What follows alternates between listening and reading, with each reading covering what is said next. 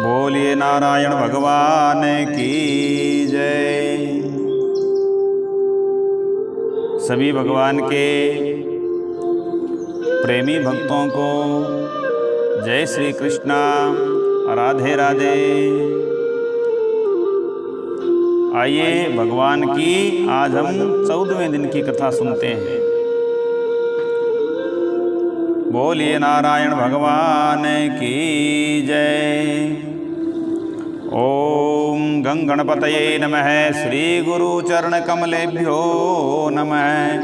गुरु ब्रह्मा गुरु विष्णु गुरुदेव महेश्वर, गुरु साक्षात् परब्रह्म तस्मै श्री गुरुवे नमः।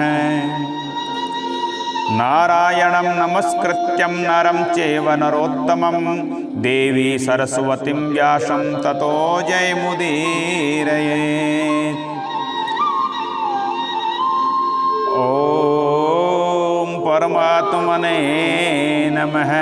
सच्चिदानन्दरूपाय विश्वोत्पत्त्यादिहेतवे तापत्रय विनाशाय श्रीकृष्णाय वयं नमः।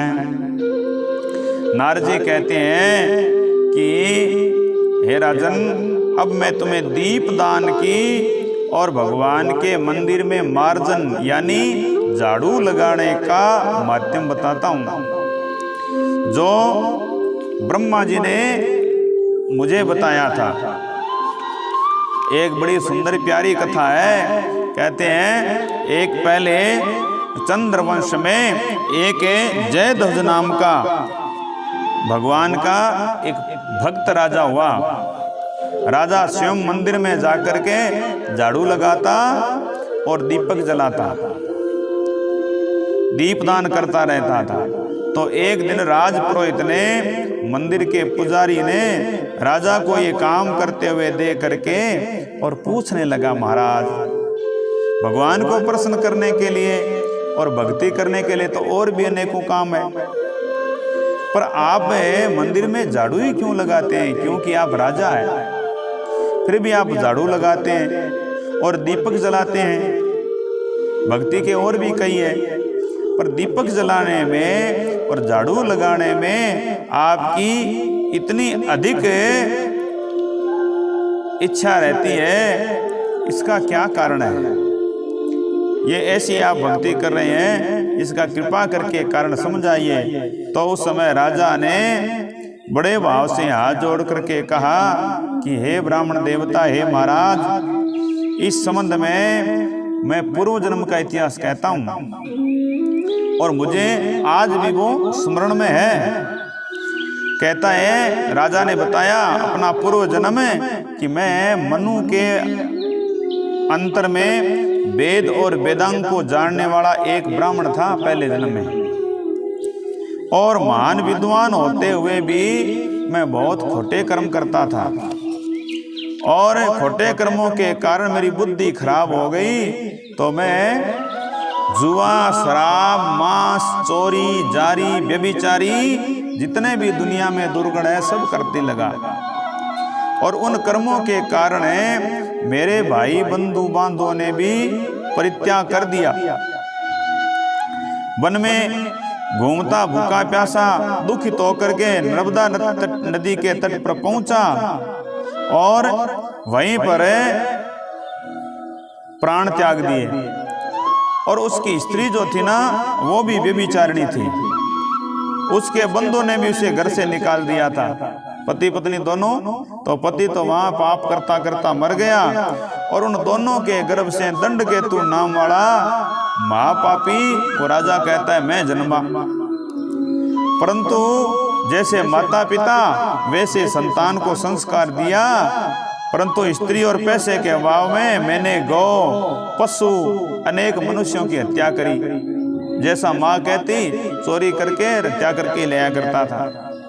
तो एक रात्रि को मैंने किसी वैश्या स्त्री को लेकर के एक निर्जन वन में, एक सुना मंदिर निर्जन वन में, और सुंदर सुने वन के अंदर में उसे वेश्या स्त्री को लेकर के और सायंकाल अंधेरा होते ही पहुंच गया तो वहां देखा कि सूना मंदिर था भगवान नारायण का, और ना तो वहाँ झाड़ू निकाला हुआ था, सफाई थी, ना कुछ और।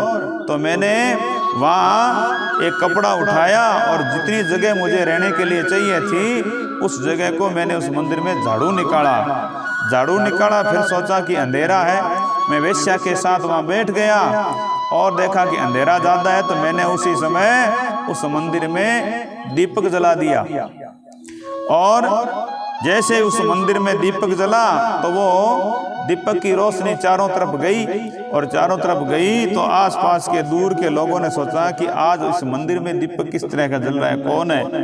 तो बहुत सारे लोग वहाँ पर आ गए, और जैसे मैंने देखा, मैं और वेश्या के साथ वहाँ था, और उन्होंने मुझे चोर और डाकू समझ करके और लाठियाँ बरसानी शुरू की और मेरे प्राण निकल गए।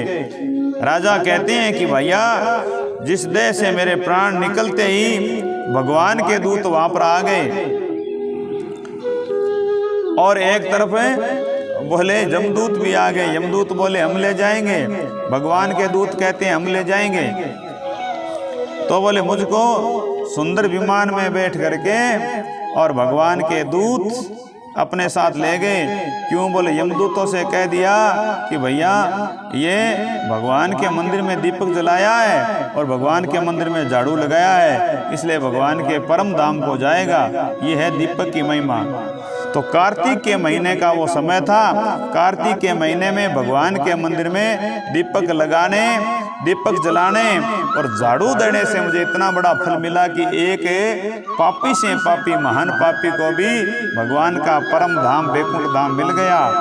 ये है भगवान के और उसके बाद बोले परम धाम मिला, कई वर्षों तक स्वर्ग का सुख भोगा, और सुख भोग करके फिर मैं चंद्रवंश में राजा बनाऊं। आज भी मैं राजा बनाऊं। ये सब कुछ बोले भगवान के मंदिर में दीपक जलाने का ही मुझे फल मिला है और झाड़ू लगाने का फल मिला है। तो सभी से निवेदन है कि मंदिर में झाड़ू लगाना और दीपक जलाना बहुत बड़ा पुण्य का कार्य है। कई लोग जाते हैं तो पुजारियों में कमी निकालते हैं, देखो सफाई नहीं करी, झाड़ू नहीं निकाला। लेकिन भक्त लोग जाएं और खुद झाड़ू निकाले, उसका कितना बड़ा फल मिलता है। ये कार्तिक माध्यम की कथा में ये माध्यम आया है कि झाड़ू लगाना और दीपक जलाने से भी जीव का कल्याण हो जाता है। बोलिए विष्णु भगवान की जय। श्रीमन्नारायण नारायण नारायण, भजमन नारायण नारायण नारायण। बोलिए नारायण भगवान की